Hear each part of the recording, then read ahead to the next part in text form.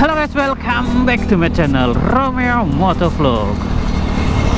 Ya, di video kali ini sesuai dengan judul dan thumbnail, gue bakal ngebahas pabrikan yang miskin inovasi. Siapakah itu? Sebelum lanjut keseruan videonya, gue ngucapin terima kasih dan selamat malam buat kalian semua. Semoga kalian dalam keadaan sehat walafiat, tidak kurang suatu apapun. Dan orang-orang yang kalian sayang, yang kalian cintai bakalan bahagia dan terlindung terus oleh Tuhan Yang Maha Esa, guys. Kita berdoa yang baik-baik dulu sebelum kita mulai pembahasan pada kali ini. Ya, semoga pembahasannya lebih bermanfaat dan gua nggak ada tujuan buat memihak atau memojokkan seseorang atau ya pihak-pihak lain. Ini sesuai fakta dan pendapat gue pribadi. Jadi kalau misalkan kalian mempunyai pendapat lain, bisa dituangkan melalui kolom komentar yang sudah tersedia, guys.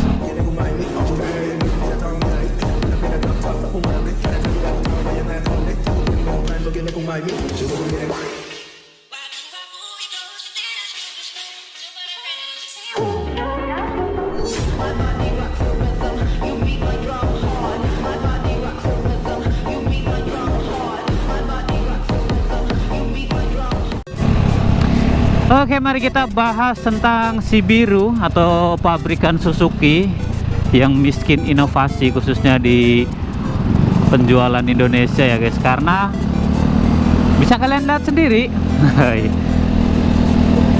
inovasi apa yang ditunjukkan Suzuki yang mampu membuat motor dari pabrikan itu naik, guys, kecuali Suzuki Satria F ya. Kita nyeritain dari Suzuki Satria dulu, guys. Pada zaman dulu ya, tahun 2024 pas pertama kali Suzuki Satria F muncul, itu benar-benar inovasi yang terbaik dari pabrikan Shibiru ini, guys. Kenapa gue bilang begitu ya? Karena bagi gue Suzuki Satria itu adalah motor terbaik di ayam jago, guys, atau di seri ayam jagonya atau di seri underbone-nya, guys. Karena bisa kalian lihat ya, pabrikan yang lain pada zaman itu ngeluarin underbone itu agak kurang ya, tapi pas Suzuki mengeluarkan motor Suzuki Satria F-nya, wah bener-bener ya, emang bisa dibilang motor itu nolong Suzuki banget di pasaran Indonesia, guys. Di luar ada gesek ya, tapi bisa gua bilang yang menolong atau yang benar-benar inovasi terbaik adalah di Suzuki Satria F. Kalau misalkan di GSX emang dia motor terkencang di kelasnya ya, cuman balik lagi menggunakan mesin yang sama seperti Satria F, jadi nggak ada inovasi di situ. Hey. Nih gua sekarang udah ada di kawasan mana ini? Gua lupa ya, dan biasanya kalau di sini macet, guys. Jadi kita lanjut pembahasannya aja kali ya. Nih tumben gak terlalu macet. Biasanya kalau di daerah sini udah macet, cuy. Ya bisa kalian lihat sendiri ya, kalau misalkan Suzuki miskin inovasi yang kayak gue bilang. Karena dari 2024 nyampe sekarang 2004 nyampe 2024 maksud gua ya, cuy ya. Inovasi dari Suzuki Satria gitu-gitu aja bisa kalian lihat dari desainnya. Emang beda-beda ya, beda-beda tipis lah, tapi garis besarnya masih sama, guys. Kemudian rasa berkendara masih sama.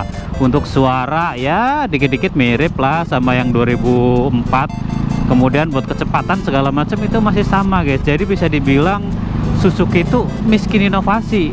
Bahkan ya di Matic bisa kalian lihat sendiri, kemudian di Bebek. Makanya nggak salah kalau misalkan Suzuki di pasaran Indonesia itu penjualannya terendah, guys, dibandingkan dua kompetitor ya, kayak misalkan Yamaha dan Honda-nya. Ntar kita lanjut di depan kali ya, soalnya macet ini, cuy, kalau jam-jam segini. Gue dari Cempaka ya, dari Cempaka pas berangkat aja udah macet luar biasa, apalagi ini pulang ya. Ya sebenarnya salah siapa sih Suzuki itu nggak inovasi lain, baik di desain ataupun di apanya. Gue sih lebih mengkritik ke desainnya sebenarnya ya. Kalau misalkan di performa mesin sih jos gandos. Gue dulu punya motor Suzuki Smash juga, mesinnya keren abis ya. Terus ada julukannya juga si gesit irit gitu loh. Udah kenceng irit. Nah itu kan inovasi yang terbaik sebenarnya ya, di luar ayam jago segala macam. Itu si gesit irit itu udah bener-bener keren. Tapi kenapa nggak diterusin ya? Apakah Suzuki Indonesia kurang ide, atau desainer-desainer mesin lagi, desainer pabrikan Suzuki itu kurang inovasi atau bagaimana gitu loh. Tidak bisa membuat motor yang menyaingi dua brand antara Yamaha dan Honda. Kalau misalkan Suzuki bisa menyaingi, ya minimal di desain dulu lah, jangan ke kecepatan. Kalau ke kecepatan udah nomor satu anjir. Misalkan nih kayak desainnya bisa bersaing, tentu Suzuki bakalan menjadi salah satu pilihan ya, di luar ada Honda sama Yamaha, bahkan bisa menjadi salah satu, bahkan bisa menjadi nomor satu harusnya dari desainnya guys. Soalnya ya jujur aja mesin Suzuki itu bandel, kenceng ya. Kalau masalah irit nggak irit itu sih nggak beda jauh lah ya. Cuman kalau misalkan ngomongin kenceng, Suzuki emang kenceng dan mesinnya bandel banget. Gue jujur aja dulu pernah punya ya Suzuki Smash, dan emang dari dulu kabarnya kalau misalkan motor Suzuki plat-plat KW-nya itu jarang, beda halnya dengan kedua brand yang lain ya. Tetapi kalau misalkan gesit sama irit tapi bodinya patah ya sama aja bohong. Karena dulu gue Smash bodinya patah di tengah-tengah, dan itu emang penyakitnya ya. Gue nggak tahu sambungannya di situ atau kayak gimana. Ya, kenapa Suzuki itu miskin inovasi dari segi desain ya, kita bahas ya. Apakah desainer motor Suzuki Indonesia itu nggak bisa memenuhi hasrat orang Indonesia yang benar-benar menginginkan motor dengan bentuk paling keren guys? Kayak misalkan kita bisa lihat lah ya, antara dua pabrikan Honda dan Yamaha, Matic-nya pun itu bener-bener bagus anjir. Pasti pelaku keras, beda sama Suzuki ya. Kita lanjut depan aja deh. Ini mengenai desain ya dari motor Suzuki, koreksi aja kalau misalkan gua salah pendapat. Jadi sebenarnya desainer-desainer motor Suzuki Indonesia itu udah mengajukan desain yang mungkin kelasnya kelas keren lah ya, di luar dari pabrikan dua antara Honda Yamaha. Pasti desainer Suzuki Indonesia pun pasti orang Indonesia cuy, nggak mungkin enggak kan. Jadi dia pasti bakalan tahu selera orang Indonesia kalau misalkan mau milih motor guys. Tapi entah kenapa ya, yang datang ke Indonesia atau yang bisa kalian lihat lah di pasaran Indonesia, kok motornya gitu-gitu semua, desainnya kok nggak ada yang gimana, kemudian inovasi yang diberikan kok dikit banget gitu loh. Apa sih yang salah? Dan ternyata kalau misalkan desainer motor Indonesia sudah mengajukan desain motor seperti ini dengan teknologi ini diajukan ke Suzuki Jepang lantas mengirimkan atau mengirimkan ya, bisa jadi mengirimkan desain ini atau contoh ini ya mungkin, atau proposal, gua nggak tahu ya, ke pabrikan di India guys.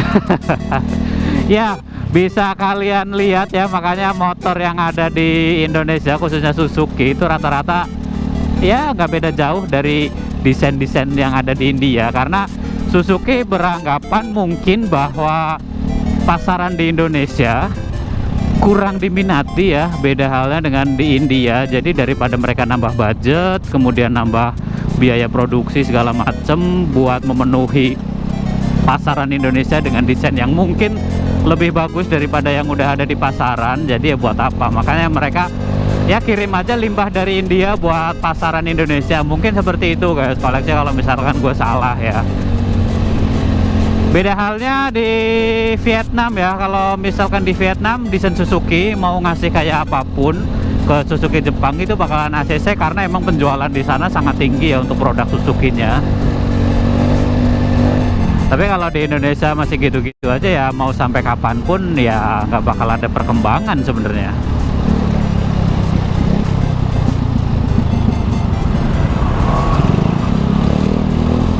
Ya di luar itu pun Suzuki sadar diri ya, tahu bahwa pasaran Indonesia itu dikuasai dengan yang punya rangka punya rangka patah ataupun mesin klotok ya, dan lain sebagainya. Tapi Suzuki itu tahu bahwa brand itu kalau misalkan ngeluarin motor mau apapun desainnya pasti bakalan laku ketimbang dia. Jadi mungkin itu adalah salah satu pilihan dia, nggak terlalu fokus di pasaran Indonesia guys. Coba kalau misalkan Suzuki mengeluarkan inovasi dari segi desain, dari segi performa, dan apapun itu yang bisa memuaskan para penikmat motor di Indonesia ya, karena jujur aja di Indonesia ini emang masyarakatnya lebih konsumtif. Kalau misalkan kita beli barang kayak misalkan di elektronik gitulah, handphone gitu, misalkan ada HP ini dengan kamera segini, HP ini kamera segini, ukurannya ini dan segala macamnya. Orang Indonesia itu lebih senang membanding-bandingkan satu produk dengan produk lain guys. Kayak misalkan dari handphone kan kalian bisa lihat sendiri ya, dengan harga segini ada banyak berbagai pilihan. Jadi orang Indonesia itu lebih suka membandingkan merek ini dengan nama ini ya, dibandingkan dengan ini yang harganya sekian. Mungkin kalau misalkan Suzuki inovasinya lebih dimajukan lagi ya, lebih berinovasi tentunya di bidangnya, rakyat Indonesia atau gua pribadi bakalan lebih seneng ya karena gua mau beli motor pun pasti bakal ada banyak pilihan, nggak cuman Honda, Yamaha yang notabene ya kayak gitu-gitu doang gitu loh. Tapi kalau misalkan ada tiba-tiba ada Suzuki, kemudian ada Benelli, terus datang lagi ini itu, pasti bakalan bahagia banget gue sebagai penikmat otomotif ya. Wow. Kalau misalkan pilihannya cuman itu doang ya, kita sebagai konsumen merasa kurang gitu. Tapi emang produk dua itu antara Honda Yamaha emang udah bagus banget ya. Beda halnya dengan Kawasaki yang mereka lebih fokus inovasinya itu ke motor 2,5 atau motor sport fairing mereka guys. Kalian bisa lihat Ninja karburator yang tahun 2008 kalau nggak salah ya, pas pertama kali Ninja keluar, dan kalian bandingkan dengan Ninja yang FI, itu udah bener-bener inovasi yang sangat tinggi ya disuguhkan oleh pabrikan Kawasaki. Coba kalau misalkan Suzuki bisa kayak gitu, digeseknya aja deh dari tahun ke tahun ya bentuknya kayak gitu-gitu aja, tetap aja moncong lele kan walaupun emang terkencang di kelasnya ya, tapi kayak gue pribadi, gue mau milih motor juga nggak harus kenceng, tapi juga desainnya lebih menarik karena lebih catching aja buat dipakai di tongkrongan. Kalau misalkan kalian lihat Kawasaki ya, kalian bisa lihat lah Ninja yang paling lama itu kan udah harganya murah, itu udah tergolong motor jamet sebenarnya guys, karena rata-rata yang make itu ya orang-orang itulah, kalian tahu sendiri. Tapi kenapa dengan cc yang sama ya, dengan tipe yang sama yang 200 sekarang yang FI bukan nggak disebut motor jamet ya, karena mereka berinovasi guys. Kalian bisa lihat sendiri ya, Suzuki dari yang Suzuki awal nyampe Suzuki yang terbaru yang ya taruhlah 2022 2023 ya, itu juga dibilang motor jamet guys, karena nggak ada inovasi yang brilian kayak gimana ditampilkan dari Suzuki ya.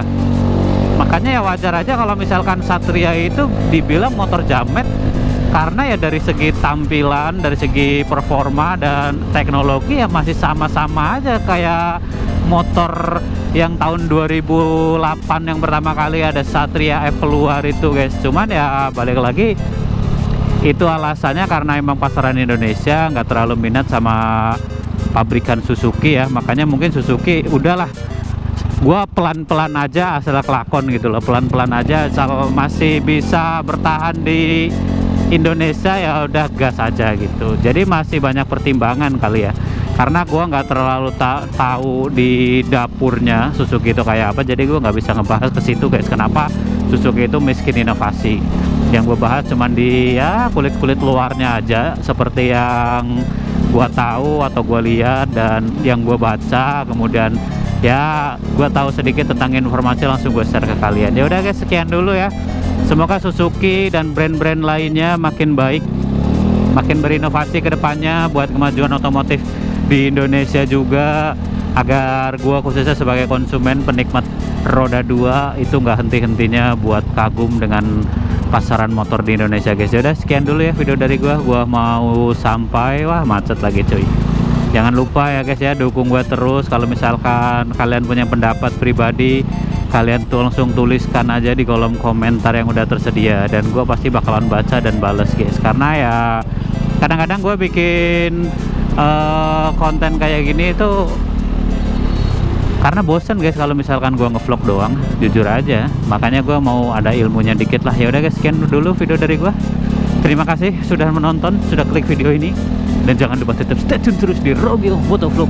Hai.